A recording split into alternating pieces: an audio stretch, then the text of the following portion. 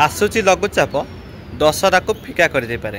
हाँ आज्ञा यदि कहबा ताले सेप्टेम्बर 20 पर एक लघुचाप क्षेत्र सृष्टि होवार संभावना रही सहित प्रशांत महासागर एक बात्यार अवशेषांश बंगोपसागर आसी पड़ार संभावना रही।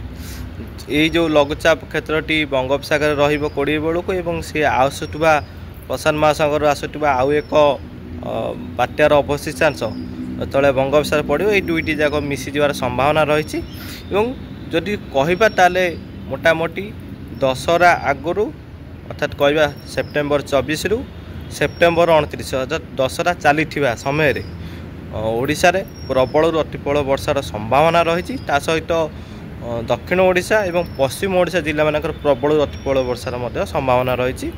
बन्यार आशंका को एड़ा दि जाई न पारे अर्थात दक्षिण ओडिशा जिला मानकर एवं पश्चिम ओडिशा जिला मानकर जो वर्षा रहिबो ताहा बन्या आड़ को जाइपारे जेहेतु प्रबल अति प्रबल वर्षा 24 तारिख रु 29 तारिख पर्यंत वर्षा लगी रही संभावना रही। जेहेतु गोटे बड़ लघुचापर संभावना रही सहित ये अवपात कि गभीर अवपात रूप नहीं पारे। देखा ये हूँ प्राथमिक आकलन बारंबार पाणीपागर परिवर्तन घटी पारे। देखा जदि भी किसी पाणीपागर घटो परिवर्तन निश्चित भाव में अपडेट देवी। देखु चैनल को सब्सक्राइब करूँ, लाइक शेयर करेंगे। रही नमस्कार।